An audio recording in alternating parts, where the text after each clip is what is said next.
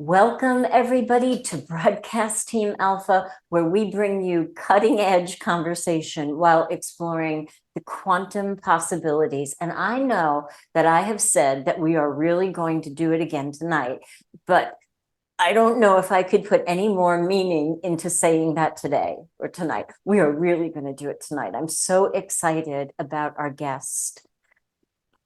We have the honor of introducing a truly remarkable guest, and Augie's going to tell you about Grandmaster Wolf in a minute. But as always, I like to start with gratitude.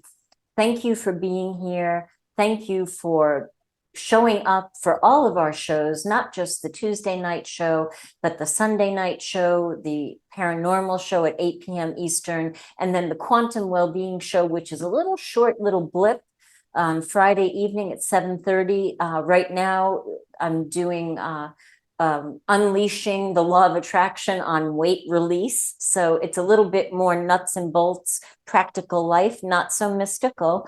But you're so welcome to join us on all those shows. And you're welcome to join us on Sunday at the Mastermind Connection. It is actually a Zoom meeting where some of the most beautiful hearts and souls come together, and we envision the miracles that we want to see in the world and in people and animals around us, and in a bit of a meditative state, a little bit hypnotic, because Augie and I can't take the hypnosis training out, so there's a little bit of that in there.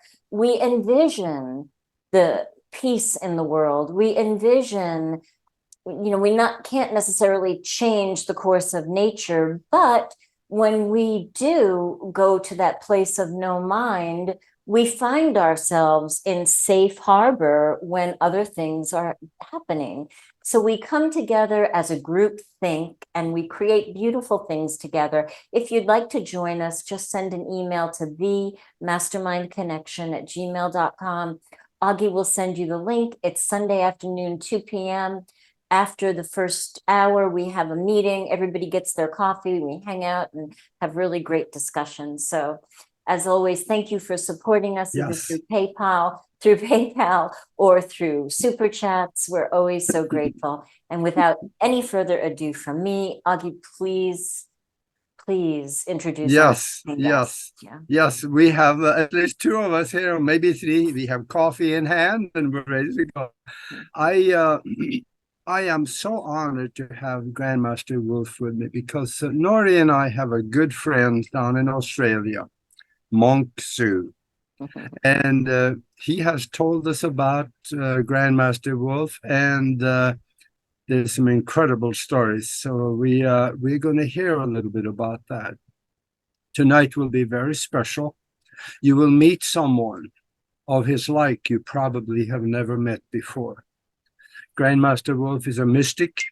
He has lived in the temples, both in the Himalayas and the remote mountains of China. And after decades of searching and learning from masters before him, like the Dalai Lama, Jiddu, Krishnamurti, and Master Ni Xing Hua, and others, he took his knowledge to the West.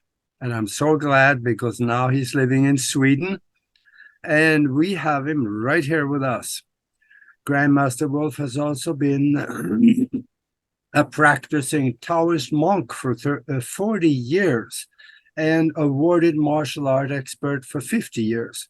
And he is a hypnotherapist and served as the head trainer and counselor at both national and international Kung Fu monasteries.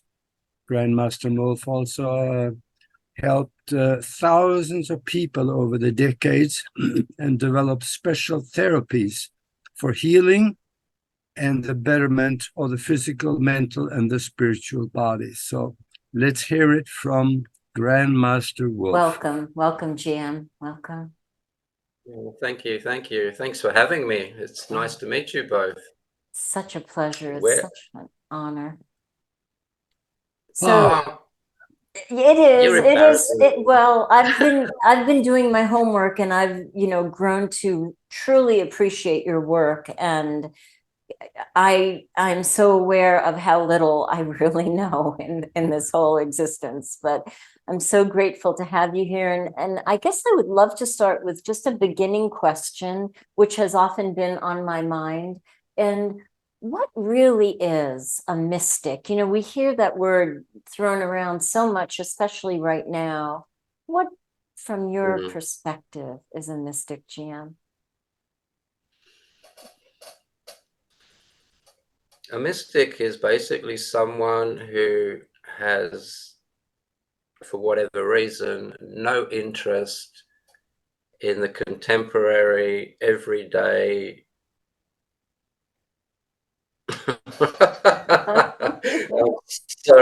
I'm sorry.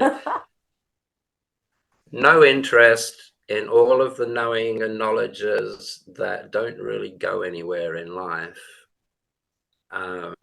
Everyone has in their hearts and in the background of their mind constantly, what's this all about? Why are we here? What's the point? What's the meaning of life? What happens after death? And then they go to work and go home and get drunk and forget the whole kit and caboodle, and no one really ever bothers going into it. For myself, that wasn't good enough for me. Unfortunately or fortunately, depending on how you want to look at it, my upbringing was quite rough, quite painful and quite confusing. And for me, that was enough for me to have more passion behind the question, what the hell's this all about? So at the age of 10 or 11, I stopped going to school. My parents thought I was going to school because I always put my uniform on, but I never went there. I went elsewhere and started training myself and studying and wagging school and going to the local library and teaching myself for many reasons. One very quick by speech is I noticed when I was at school listening to my teachers would be saying things and I would be seeing the thoughts in my head of what the teacher was saying, but I also saw my brain giving my own meanings to those words.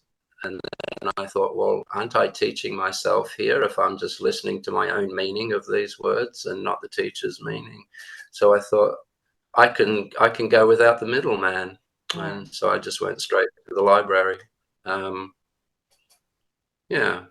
attribute that to a previous life. I think that in a previous life, I had studied and learned how to watch the thoughts and understand the mind.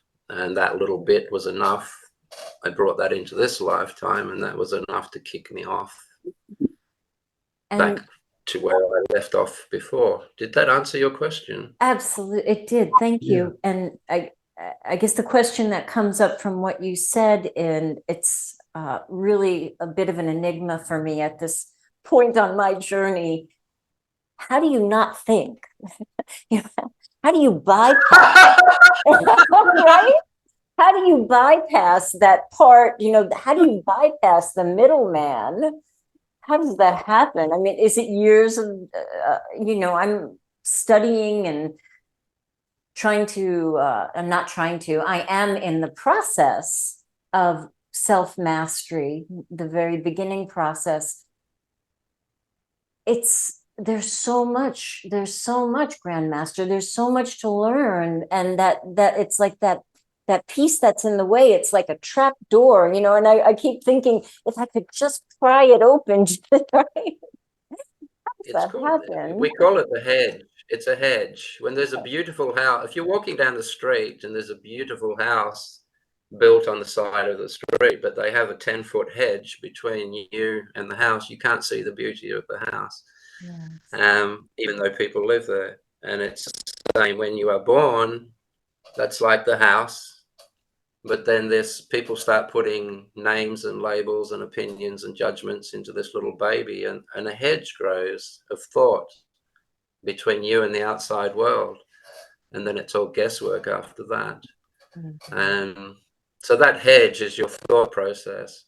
To answer your question directly, it's not about stopping your thoughts, really. That's a little bit of a misdirection in terminology. You need your brain to think, otherwise you would walk into danger all the time. You need your brain to think. However, you don't have to constantly be watching what it's thinking. You see, you won't stop your brain from thinking because it's a brain and that's what it does. You won't stop a liver from filtering because that's what it does. So the trick is, if you can watch and know when you're thinking, and you can watch and know when you're not thinking, then you are not your thoughts, and thought has nothing to do with you. So stopping your thoughts won't do anything for you. What's the point in that? If you can sit back in your mind and watch your thoughts, and you are obviously something in there watching those thoughts, you are not the thoughts, you are something watching them. So what is stopping those thoughts going to do for you? Nothing. Waste your time, life after life after life. Learn to ignore them. And there's only one way to say what I'm going to say, and it's not derogatory by any means. A fool will spend lifetime after lifetime trying to stop, get rid of, distract themselves from anything that annoys them. A spiritual warrior will train themselves not to be annoyed. Mm-hmm. Save lifetimes after lifetime after lifetime. Yeah. Yes. Well, so in that, don't be annoyed by your thoughts. Let them do what they want to do. Pay them no attention until you need them. At that point, why do you need to stop them? Thank you. That helped me so much. But I one more dovetail question. You were talking about, this is huge in my world. You were talking about the maneuver that masters do when you're training, where they stop your heart, right? The vagus nerve. And you, in fact, stopped thinking during that time when your heart stopped. And I think you said something like, it's something you really want to get to know. Like the inference to me was that it was actually, not frightening, or a lot of the things that in the West, we're taught to think about our heart stopping. Can you speak to that? Sure. Where would you like me to start? How to do it?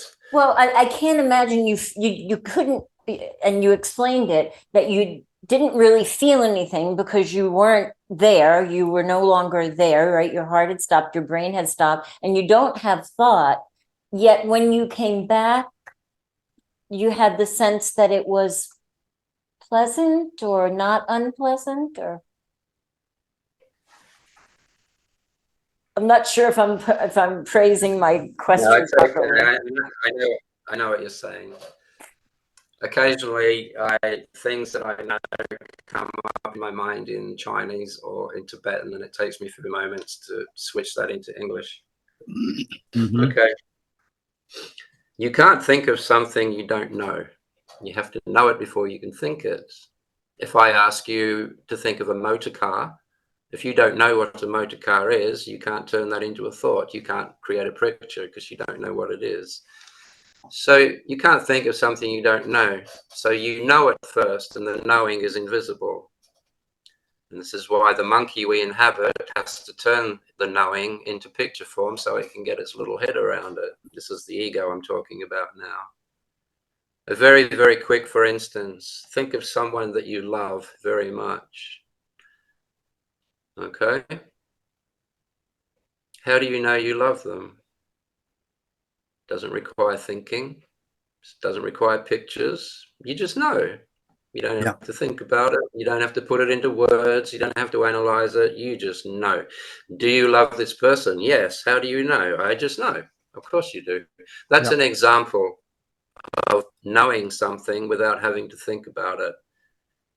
In the same way, you know what a motor car is, but that knowing is invisible until someone asks you about it. And then your knowing will jump gaps from an invisible dimension, which is the spiritual dimension, mind. That's all invisible. It jumps the gap into the interface machine, which is your brain. Your brain will turn the knowing into a picture. Another part of your brain will turn that picture into a grunt. And then if you and I have studied the same grunt manual, which would be the English language in this case, I should be able to turn your grunt back into the same picture that you've got. And this is how we communicate. Before all that happens, that's all in the brain. You are something in there watching that. And the knowing, the invisible knowing, is absolutely 100% at your disposal. But we are trained not to look for knowing. We are trained to look for the thought process. Now, the mind that you inhabit, it's not physical, it's not made of matter, it can't die, it doesn't rot, it doesn't decay, it's that part of you that goes on forever. You look at your body since you were born, your body may be older, you have wrinkles, your hair's not the same color, your eyes may not seem the same anymore, but the awareness of that has not changed since the day you were born. It hasn't slowed down. Your awareness hasn't gotten old. It hasn't gotten less. That's a part of you that never changes. It's a part of you that goes on forever. Now, that part of you that is that mind has been in 100 billion before it was in your head. And it retains all of the knowing that it has ever learned through all of those creatures and those forms that it has been learning about itself through. And when you stop engaging life from your thought process, which is your ego, and you start engaging life from that pure knowing, all the information from all of those millions of creatures that you have ever inhabited as mind starts to leak into your brain. And this is the unlimited knowledge that you have access to, also known as the Akashic records. Is that our spirit? What you asked me, so, you know, there we go. It was perfect. Yeah. Is that knowing our spirit? Yes. Yes. Thank you. Yeah, Thank you. that makes sense. And what you just said here also about the 100 million times, have you, and maybe also how can we, or have you made the bridge to previous existences so you found out what you did before you were born and maybe some of the stuff that you experienced and lives that you had before? Have you observed and discovered some of that? This is my third lifetime that I remember at the moment. There may be more, there may not be more, but when I say lifetime, I'm talking the lifetime of a wave on the ocean. The wave will come and go, and you'll think, well, that was the lifetime of the wave. But the actual ocean that is the wave as well, that's still there, and it's always there.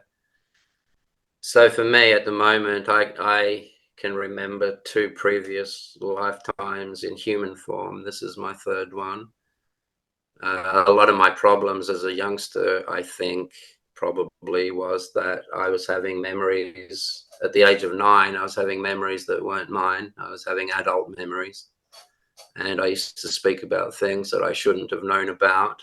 And I guess this really scared the hell out of my father, and he had no way of dealing with it other than good old alcoholic Scottish violence. Oh, And that's what I got from it. Mhm. But, you know, it didn't stop me. It's fine. So, GM, when it didn't work out at home for all those reasons, and you were sent to the monastery, you had to wait outside of the monastery for quite a while.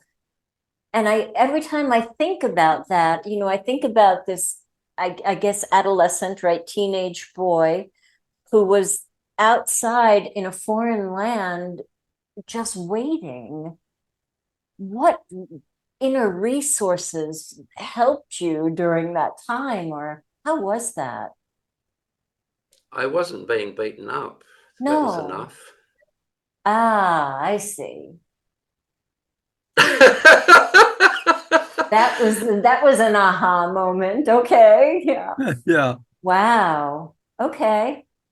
That was everything. No, it was worth it. It was worth it. If I said to you, if I could say to you right now, if you could sit out in a certain place for 2 weeks, at the end of that 2 weeks,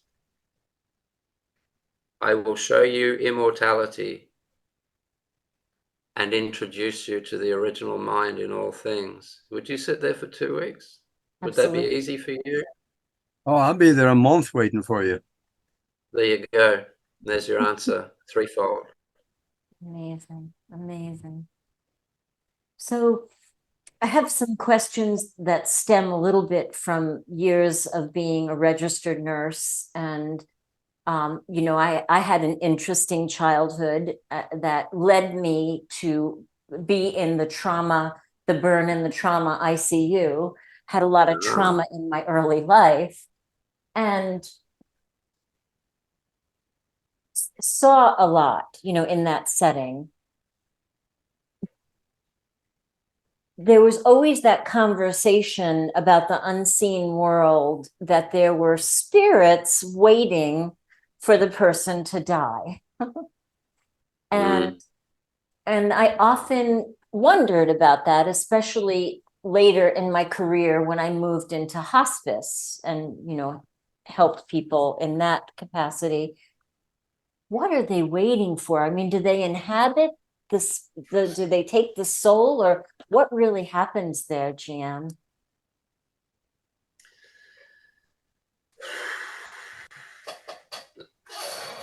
This will upset a lot of people. I'm sure. Are you okay with that? Yes, the truth is good. If you take a liter of water and pour it into an ice cube tray and freeze it and make ice cubes and then pour the ice cubes onto the table, you could give the analogy that that's a family of ice cubes because they all came from the same liter of water and they all share the same fluid. Yeah.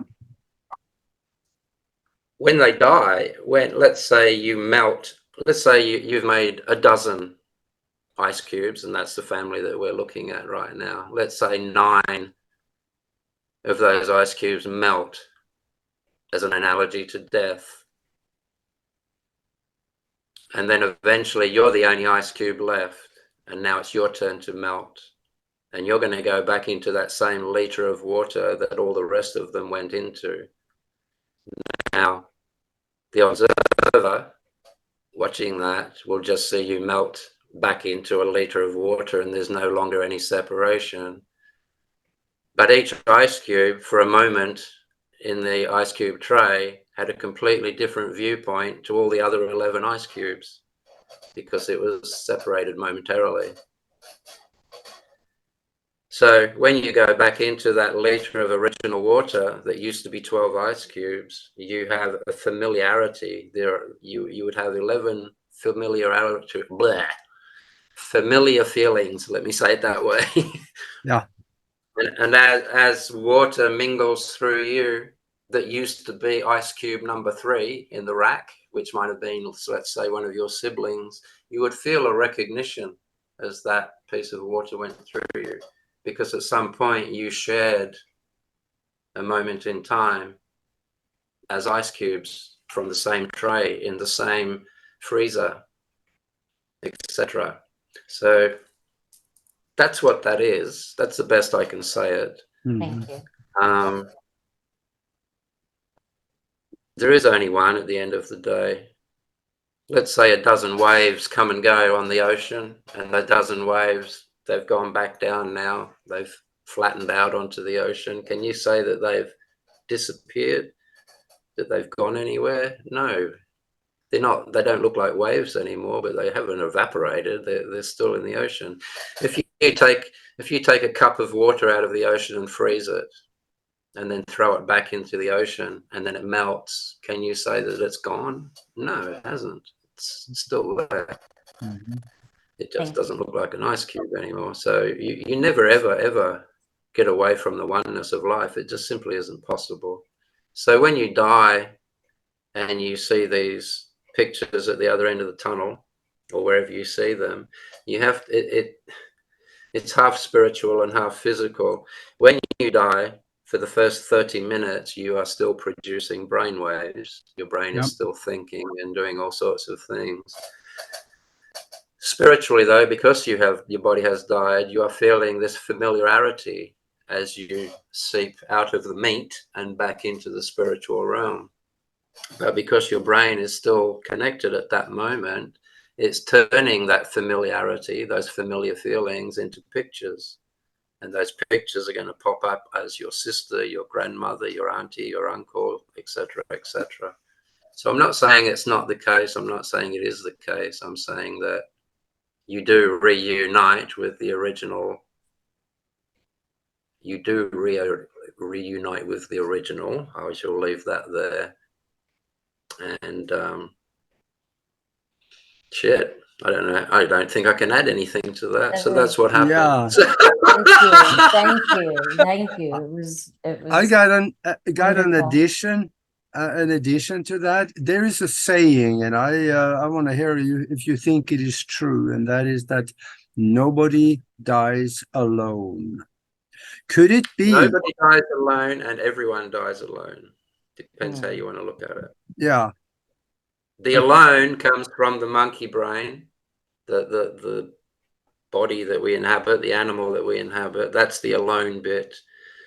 The oneness of all things is the spiritual side of it. It's very, very difficult for this monkey to get its head around spirituality. Yeah. It makes up shit all the time because the thought process is a physiological phenomenon. It's purely there for survival reasons. It's purely there to be able to recognize and discern when your body is in trouble, when it is in danger, and if there's a possibility that you are going to be dismembered. That's what it's for. How to feed itself, how to procreate itself, how to keep itself safe. That's what it does. No different to an automatic car these days. A car that has sensors in it. It can drive itself. It can pretty much back up and plug itself in. We have vacuum cleaners that can plug themselves in and recharge themselves. So matter is like that. It recharges itself. It looks after itself. And therefore, its thoughts are very limited. Thoughts are made of matter. Thoughts are made of electrical impulses and chemicals. So your thoughts are designed primarily to understand matter. Now, matter is limited. Thoughts are limited.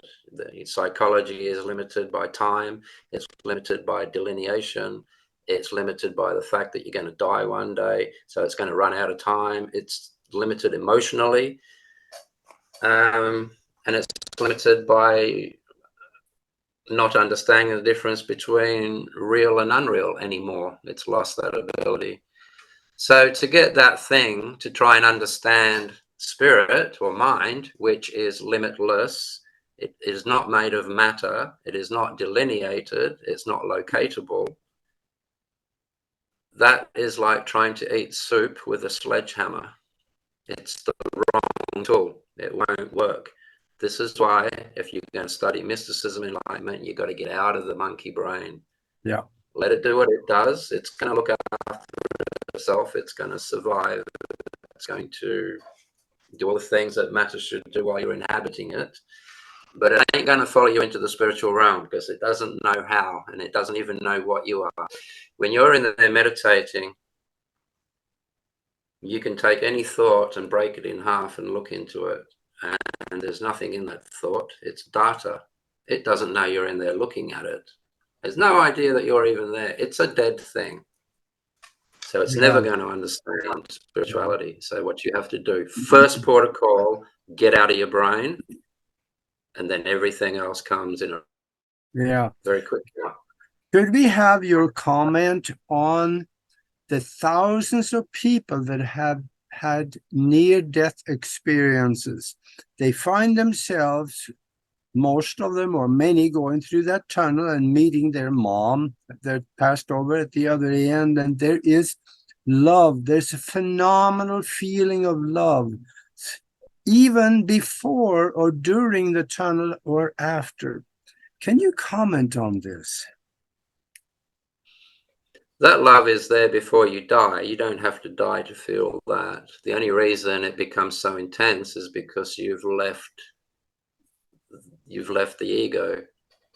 The ego keeps you separate from everything. The ego, which is a bunch of thoughts, creates this delusion and illusion of a fragmented part of the universe. It keeps you separate from the oneness of all things. It makes you, it thinks it is an individual, unconnected, fragmented piece of life, and that's how it sees itself. Therefore, it will wage war against anything else that's not it. It will steal from other things. All of these things we do to each other is due to the fact that we all think we are separate individual entities that have to protect ourselves and compete against every other little fragment.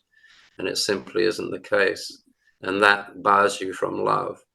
As a small baby, you're born full of joy and love.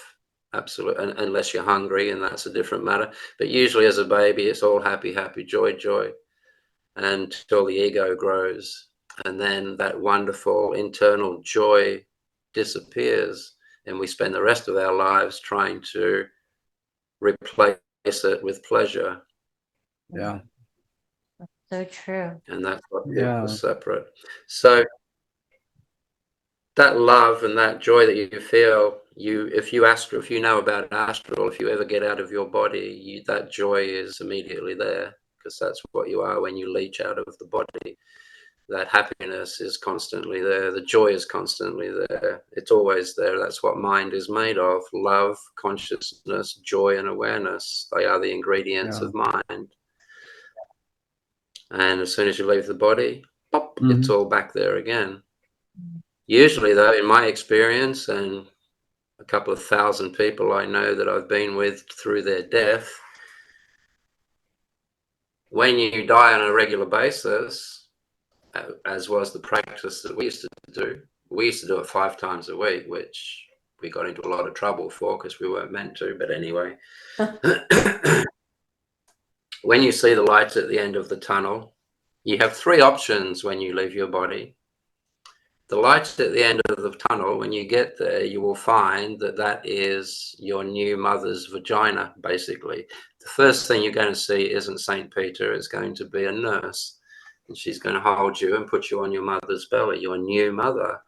Because you've trained yourself not to lose consciousness through your death process, you'll remember dying, you'll remember who you were, you'll remember the birth process, and you'll remember the whole gamut. At that point, you've become what's known as a Rinpoche. You no longer fall unconscious at your death, and then you start to remember each life as you go through them without any break. It's very easy to do. Well, it's easy to know and understand, but it takes a little practice. I've actually just done a tutorial on a thing called the death room, which no one outside of monasteries has ever heard of. Would you like an exclusive? Yes, please. There is a practice where you can leave your body and you can go into the astral realm and you create what's called the mystic's cave. We're talking about the Akashic realm here. So you leave your body, you go into the Akashic realm and you create this cave. And in the bottom of the cave, sorry, I'll back up a little bit. As a mystic's cave, you go in there and you have candles going, you have a mirror in there, you do all of your magic in there. It's a magical workshop that you've created where your ego can't come in and screw things up for you. You leave your ego in a body in a bed somewhere and you go here absolutely clean and free of all of that, and you create your blueprints, which eventually will manifest in your physical world within 28 days, a moon cycle usually. That's just nature, that's just how it happens. And you can use that for your entire life and no one can ever touch that or do anything with it. It's akin to the memory palace that some people use. Now, as a death room, it is also called the death room, and this is my favorite because what you do here is when you perceive it's your time to die, you lay on your deathbed or wherever you may be, and you go into this forest and you go into your room, and in the floor of your room there's a beautiful bath, thousands of years old, built into the stone floor of this room, and it's full of hot water, and the steam comes off the water like little silver dragons, and they float up to the ceiling and mix with the incense smoke and what have you. So you go in there and you lay down in this bath and you just float and you soak, and it's just absolutely wonderful. And you can feel this bath drawing like a poultice. It draws and absorbs all the negativity that you've absorbed through your lifetime in this particular incarnation. All the negativity, all the toxins, all the emotional badness, it all gets drawn out. And when you're ready, you just lay there with your eyes closed and you will perceive that your physical body has just died. You'll perceive that it has just gone through its death process, and now it's safe for you to get up out of the bath and walk out and see what awaits. And that is the most peaceful way to die, and it's totally in your control. And that's the mystic's way. Yeah, to get out of there and get educated again and get your memory back, and that's going to get interesting. There's actually something, here's another one for you, and a lot of people are going to hate this one, but oh well. That's okay. That's all right. What you can do is controversial, yeah. You locate a coma hospital. This isn't just me, this happens. You locate a coma hospital. You locate a young person, let's say 30 years old, who has vacated. This person, for all intent and purposes, the brain is fine, the body is fine, there's just no one home and they're not coming back. Yeah. You keep that one on ice and you keep going in and make sure that it's still there. If that family goes in and has the machines turned off, then you go and you find another coma victim. It's like going to a second-hand car yard. So you locate the victim, and then should circumstances arise that you have a very, very short space of time to arrange yourself because you've just been hit by a truck and your legs have fallen off and you're bleeding to death real quick, you leave your body and you go and find the coma victim and you possess the body. It is now yours. You've just taken it.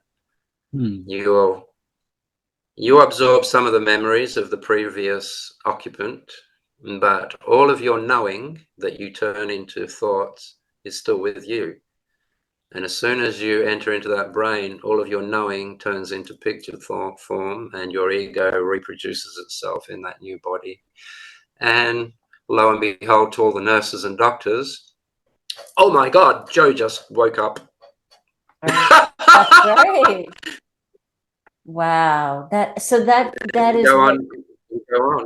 that is what Sorry. they're calling walk-ins now. That's the new term Oh, okay. for that. Yeah. Okay. Well, that's a very real practice, and that's, Wow. yeah. Back in the old days, it even went further than that, but Really? probably best we don't go into that. You know, I always wondered with the patients that were in comas whether I was really talking to them or not, you know, because I would always use energy on and speak to them and you know, offer them the There's more. truth. Sorry? There is more than the person you're talking to is listening Yeah. to you. They Yeah. can hear you, but it's not just them. It's like on the other side, it's like if you were walking up a street and some young person had their windows in their house wide open and they're playing their music so loud everyone on the street can hear it. When you are talking to a coma victim on the other side in their world, it's very loud, Wow. and there are other entities can Yeah. also listen in and hear what you're saying. Interesting. It's not a bad thing by any means. You've got to Right. understand that in the dead realm, there's no such thing as evil. There's no such thing as negative or nasty. That shit goes with the brain. Mm. Nasty people are only nasty because they're creatures. Yeah. Yeah. Yeah. Once you leave your I brain, a creature is someone who reacts from a thought immediately. They just react from a thought, or they react to an emotion. And when I say react, the emotion or the thought comes up and they just turn around and punch their partner, or they'll turn around and punch a hole in the wall, or they'll kick the kid or the dog, or they're creatures. Yes. Yes. Human being is someone that's learned not to be like that. Yeah. I They've want learned to how to be. I want to tell you something about another mystic I know. Nori. I didn't discuss it. I didn't discuss this with her, but when I visited her, she had a spoon. Actually, there was a couple of them, two or three, maybe two, spoon laying on her kitchen counter. But they didn't look like spoons anymore. They were curled up in a ball. And she bent those spoons with her mind. Mm. And I have also heard there is a rumor about you that you have bent metal or steel, some small steel bars or spoons with your mind. I am really interested in finding out what happens in our mind that make you capable of doing this. Wow. You're doing it all the time.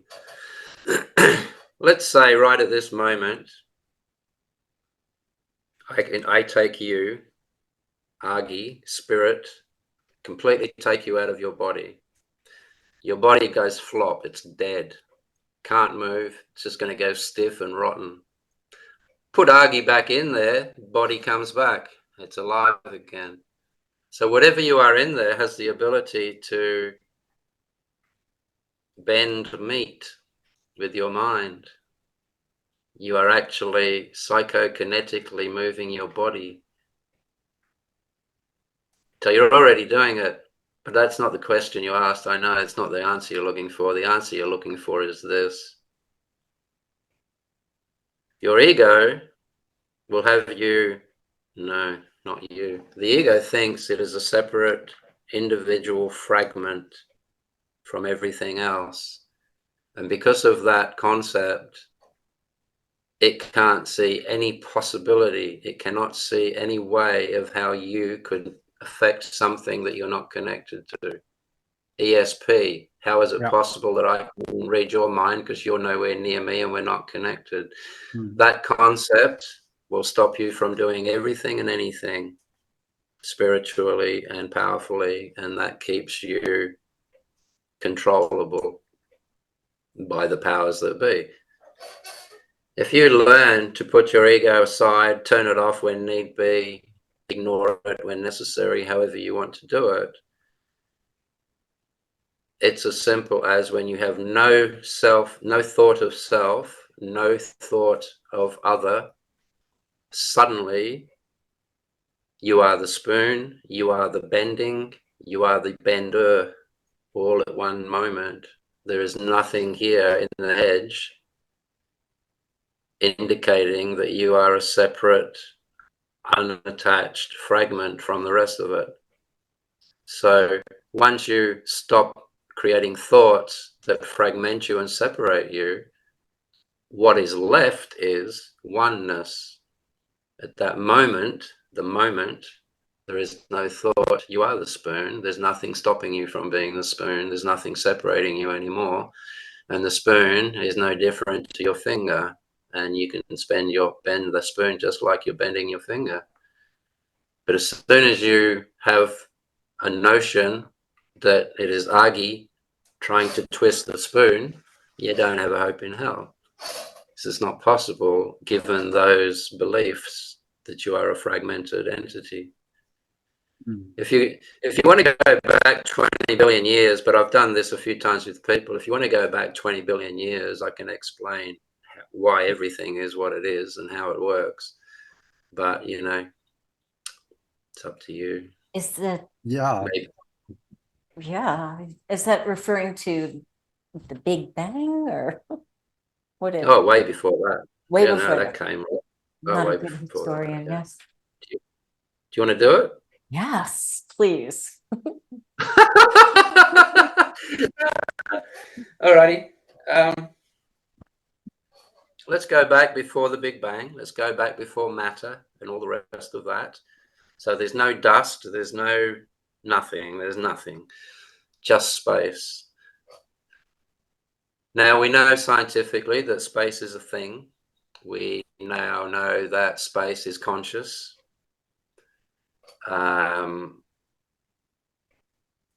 We know that space has substance. The fact that you can punch a hole in space means that there's something there, because you wouldn't be able to punch a hole in it otherwise. But there's black holes all over the place. So space is a thing. You can punch holes in it. It's constantly creating subatomic particles. They call that the Higgs boson. But anyway, blah, blah, blah. So you have this thing, space, consciousness, awareness, no matter though. And it's there in all directions forever. Now you imagine if you were floating there as pure mind and you didn't have a brain or any thoughts or any body yet, how would you know you were there? And of course you wouldn't. You need to see something to imply that you're there seeing it, and that's how you know you're there. So until that point, eternal space had absolutely no idea that it existed. Eternal mind, space, same thing. Also now we know scientifically that any substance, when it becomes thick enough and dense enough, it starts to light up. It reaches critical mass, which is something that happens just before a nuclear explosion. So this mind thing somewhere out there in space, and it wouldn't have been a center because there has to be a periphery to measure a center from, and there's no periphery out in space. So there's no center. So somewhere it would have gotten so thick and so dense that space mind stuff would have just started to light up somewhere. And then the rest of the universal mind can now go, oh, I am. What am I? I don't know. I'm invisible. So now it's just realized it exists. It doesn't know anything about itself. And it can't see itself. Conundrum. So first port of call, bang, now it makes matter. Whether that was a big bang or whether he got it from a Walmart, who knows. But matter came along, covers the universe. Now it can see itself. It looks like you and me and whales and planets and galaxies. This is what it looks like when you can see it. And we are all, everything is a thought in that mind. And this is how it thinks things up. Anyway, so now you have this mind stuff, and it has covered itself over in the same way. If you were to throw a bucket of paint over Casper the ghost, you can now see the ghost. You can see what it looks like and what it does and what its characteristics are and whether it loves or hates. Everything about the ghost you can now see. And in the same way, the universe can now see itself, and it's watching itself through you and me and Agi and trees and whales and worms and aliens and other dimensional beings. These are all this one mind watching itself, not only through 2 eyes, it's a spider as well. So now it can see itself through 8 eyes. That's another viewpoint. There are creatures with 1 eye, there are creatures with no eyes, you know, and it's learning about itself through every possible means that it can conjure up. And until it has become and been every single possible thing that could possibly be, it doesn't know itself completely. So it's going to keep going until it has covered everything. So what have we got? Anything and everything you look at now that it is alive is a glove on this thing, this animating force that is in all things. Now, when you sit back in correct meditation and you are watching your thoughts, you are that thing watching thoughts. You are that thing watching matter. You are that thing that is inside you. The body will come and go, but that thing is always there in everything, and you have absolute access to it, but only when you start to identify with it. Well, if you identify with the monkey you inhabit, the matter that you inhabit, if you identify with that, that means that every time you put on a 3-piece suit, you think that that suit is you. Okay. So everything now, if you imagine yourself as being a sea sponge underneath the ocean, and the ocean represents that universal mind, you can see that the ocean is in the sponge, and the sponge is in the ocean. The ocean made the sponge, and when the sponge dies, it will go back into the ocean. The mind is in you, and you are in the mind, and it's an ocean. So it doesn't matter how many bodies come and go, that mind never moves. It's always there, creating more and more forms in order to know itself deeper and deeper and more. And compared to eternity, 20 billion years isn't even a fetus yet. So that's how young life is. It doesn't know what it is. It's just enjoying itself unfolding. Yeah. And you're missing all of that because we get caught up in these pathetic drama queenery bullshit things that we call a human life. Yeah. We miss it. Yeah, we know how that works. And actually, so quantum mechanics is correct then when they say we live in a mind-created universe. Yes. And it is a hologram, but in the same way that every thought in your brain right now is also a hologram. In that way, it's not a hologram inside a computer, it's a hologram in the mind of life. Yeah. That's the only bit the scientists have got wrong. Yep. Wow, that was very captivating. Thank you. I have a question. Really?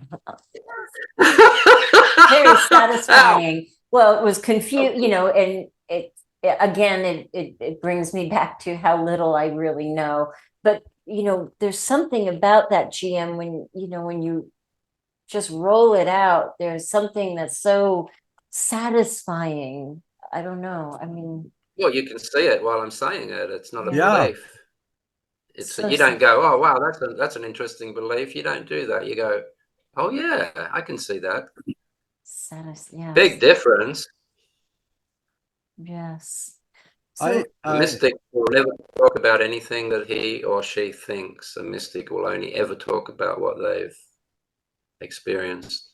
Here's something I want to ask you. And that about 3 years ago, I think Nori and I interviewed a Catholic priest whose name was Father Tiso. He was commissioned by the Catholic Church to go to Tibet and into India because he heard rumors that there were in the monasteries, they had ascension parties. Basically, people could ascend and take the physical body with them.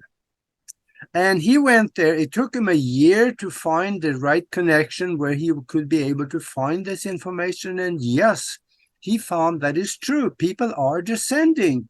And he have pictures on his website of physical bodies that were disappearing. And the only thing they left behind was a little bit of hair and teeth and anything.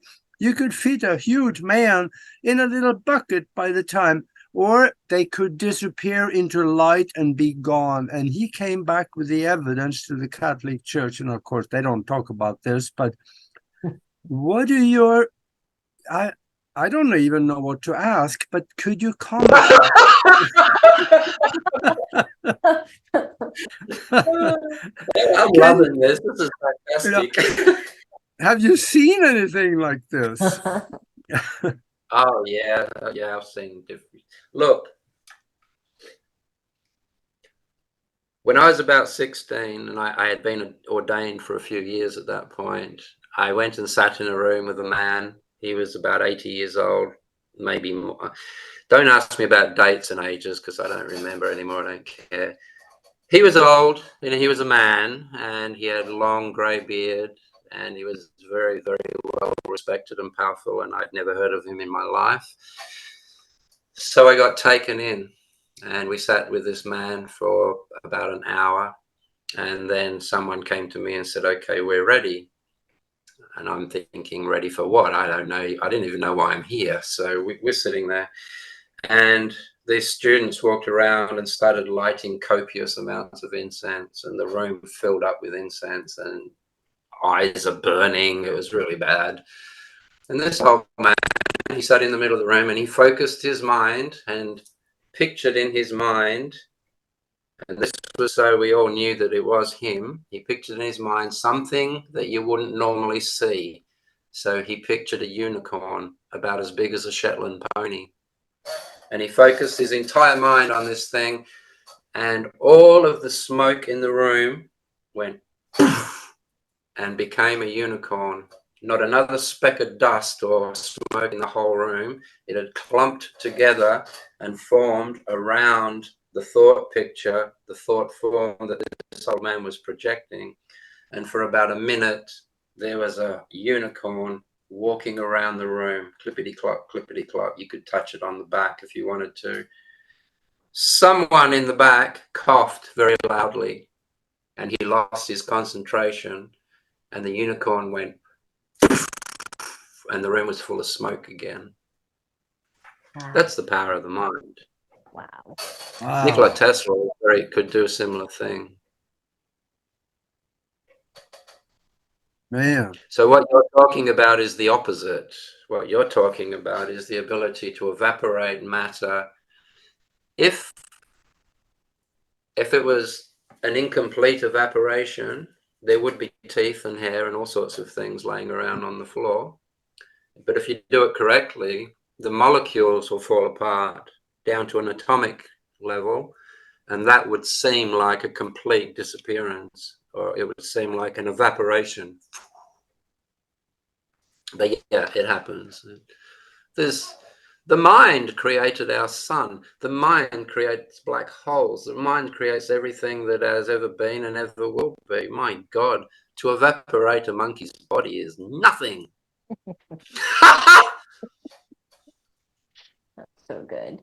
That's Man. You got to come and live in my world for a week. I would love that. So I have two more questions, and I don't even actually. I have a million more questions if I'm honest, but well, let's do some more interviews. Yes, we're running out of time, but so to speak, right? Yeah, we'll go with that one. I'm not even going to answer that. No, let's keep going. But what I'm saying is, Nori, if you want to, I'm very happy to do more of these. Oh, that would be wonderful. I love it. We could even get a little course of something going if you wanted to. I would love that. I would love that. Mm. So in addition to the walk-ins, like that's the new language for what's happening in that part of the spiritual community. which is a whole thing. It's a whole big thing now. It's amazing to me.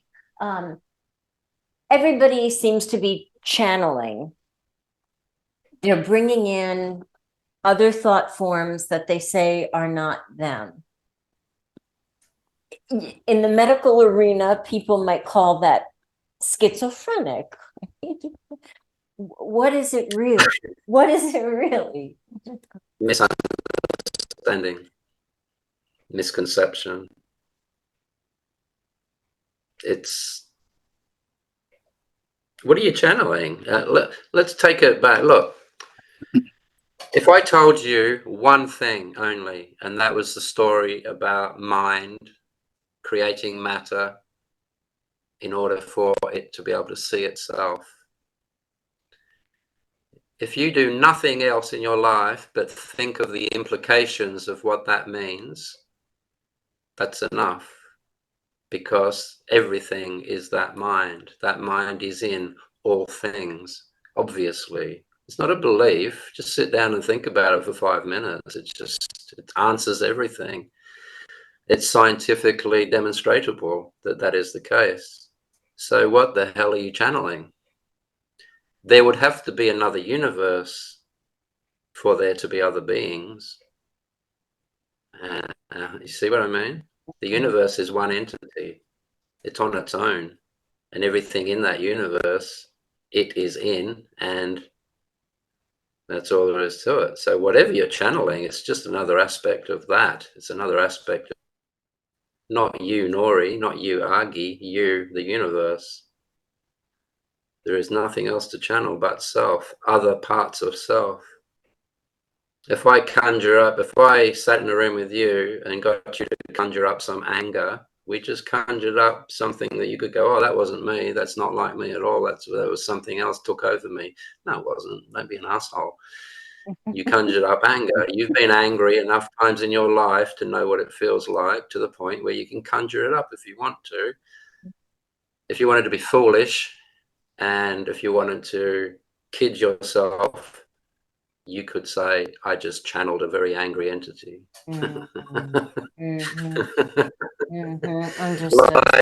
is nowhere near as complicated as what it's being made on YouTube. Believe you me. Understood. Yeah, I understand as an aspect of yourself, but could it also be possibly that maybe the fourth ice cube had a little different experience than the first ice cube, and the fourth one is now talking through the first ice cube?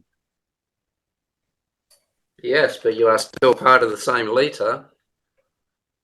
Yeah. See what I mean about the implications? Mm-hmm. You just look at it. Who am I?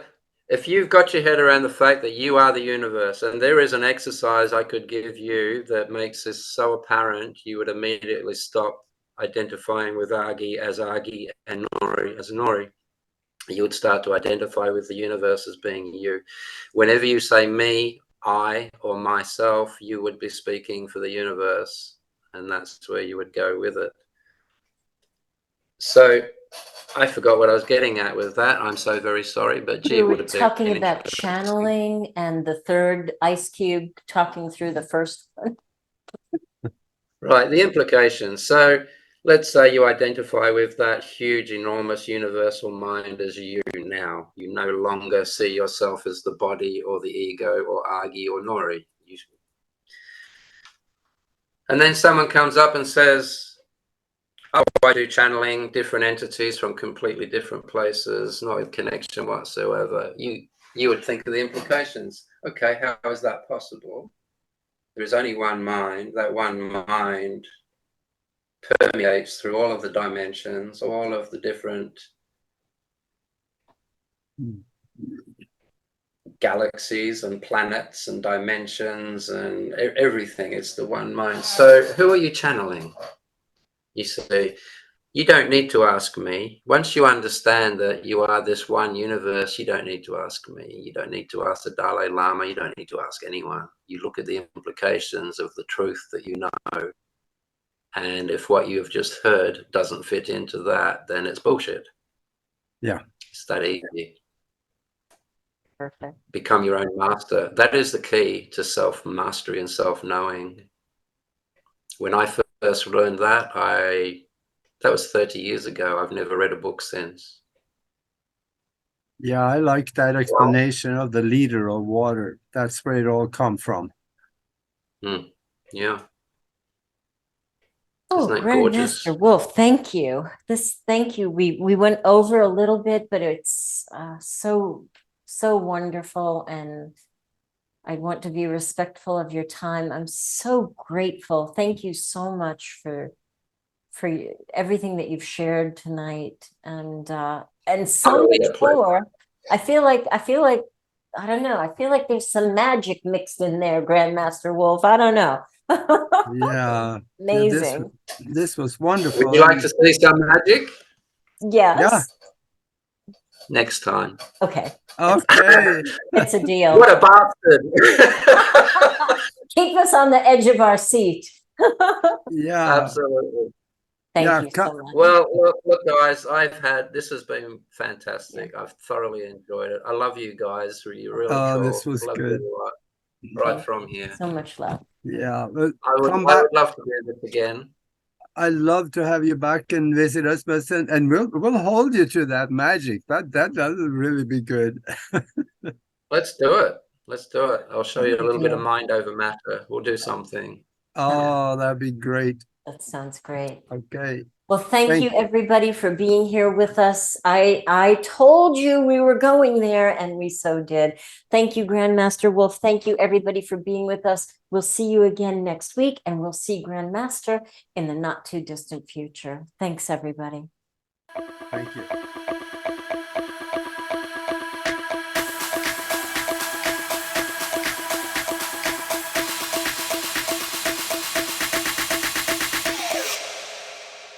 Do